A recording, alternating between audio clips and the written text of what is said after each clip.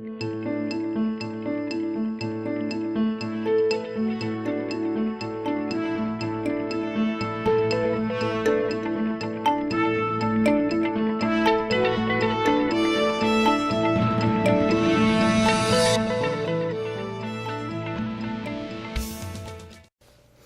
and welcome to the Fed Nexus Government Contracts Industry Report. With me is Kevin, Jennifer, and Mitch, who are all smiling broadly. So happy to be here on this little radio show that we have. This is going to be a weekly radio show where we talk about our blog topic and other breaking news in federal contracting. And you'll always hear from folks on the Fed Nexus team and maybe some special guests along the way. So, Kevin, how's it going? Good, Eric. Thanks for having me on here. Hey, I actually noticed your title of your blog was pretty interesting this week. You want to tell me a little bit about it? Sure. We've all been familiar with the fappening and all the celebrity leaks from poor password protection, and it made me think of what contractors are going through. There are new regulations that are out there that are requiring contractors to have better protection systems when it comes to passwords, among other things, especially DoD contractors with the new DFARS provision. And for those keeping notes at home, it's 252.204-7012. And there's more than 50 requirements that contractors have, but 3 of them are really centered around password protection. And if you look at the blog, you'll see a bullet list with those new requirements. But it brings me back to what we should all do in our personal lives, and that's institute a little bit better systems in the way of password protection. Sometimes there are studies out there that show the most common password or PIN code is 1234.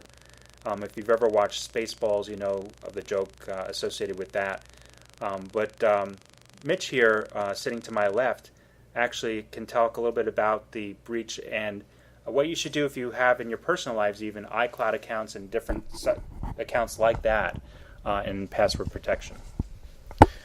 Thanks, Eric. So in your personal life, there are documents you want to keep secure too. So it can be iCloud, it can be Gmail, it can be Dropbox.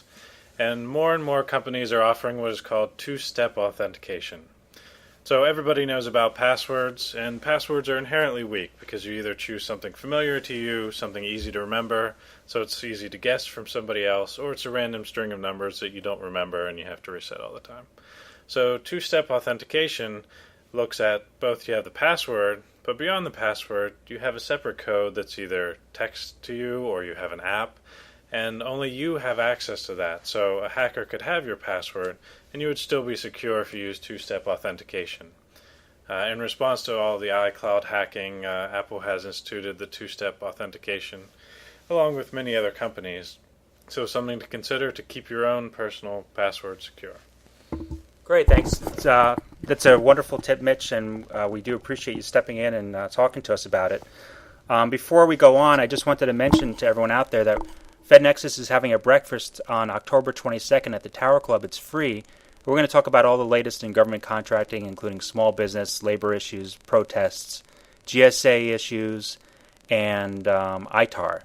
Speaking of GSA issues, we have Jennifer here, who is a foremost expert in GSA compliance and GSA schedules.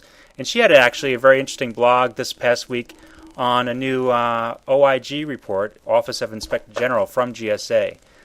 So, Jennifer, you want to talk to us about that a little bit? Sure, Eric. So, the OIG released a very interesting report on Monday, September the 8th. And it wasn't particularly surprising, I think, to anyone who has tried to work with the contractor teaming arrangements under the GSA schedules. What the OIG was looking at was they were looking at how the GSA Office of Assisted Acquisition Services was monitoring and administering contractor teaming arrangements in the procurements that they were doing. So what was really interesting to me was that they looked at a 22-month period of contracts that were let by the Assisted Acquisition Service, and during that time they were only able to find 7 contracts that actually incorporated contractor teaming arrangements. Beyond that, the Assisted Acquisition Service incorrectly identified 5 contracts as having contractor teaming arrangements when really it was a prime sub-relationship. So just from the very top, you can see that this report is identifying something that a lot of us who use GSA schedules a lot have recognized, and that is that contractor teaming arrangements under the GSA schedules are not well understood. And GSA does not give a very sufficient amount of detailed guidance to allow for contractors, number one, to create adequate contractor teaming arrangements, and secondly, for contracting officers to know what to do with those contractor teaming arrangements. So one of the things that I just wanted to call out to your attention has to do with how they are actually auditing contractor teaming arrangements at the agency level. And this has to do with some system limitations in the contractor's systems that only allows them, at least the way that they're currently doing contractor teaming arrangements, they are entering the award to the contracting team leader without any reference to any of the contract team members. Under contractor teaming arrangement, you might recall that all of the team members are considered primes and have privity of contract. However, because they often issue just one order for administrative convenience, they found that what is happening is that, number one, they're not doing any of the required excluded parties, suspension debarment searches on the team members, and additionally, they're attributing all the past performance to the team leader. Therefore, if you're the team leader and you have a team member on the contract that completely hoses their part of the job, that can end up on your past performance record. So these are a couple of the really serious concerns that GSA identified in this OIG report. It's a very interesting report. It's not particularly long, so if you get a chance to take a look at it, I would definitely recommend it, because it gives you an idea of the level of risk that contractors can have when they work under contractor teaming arrangements. So they are anticipating putting out some new FAR and GSAR rules, but they're saying, like right now, April 2016, so this is still a long way off, and making any change to government systems can take forever and ever. So the main thing is just to be aware of what these limitations are that GSA has identified, so that you can do a good job when you create your own contractor teaming arrangements to make sure that you're protecting yourself so that you don't end up with adverse past performance or working with somebody who's excluded and not realize it.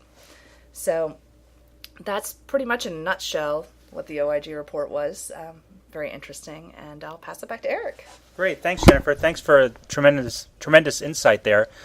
And for everyone listening out in Cyberland, thanks for joining us this week. We look forward to talking to you again next week in the Fed Nexus Government Contracts Industry Report. Thanks.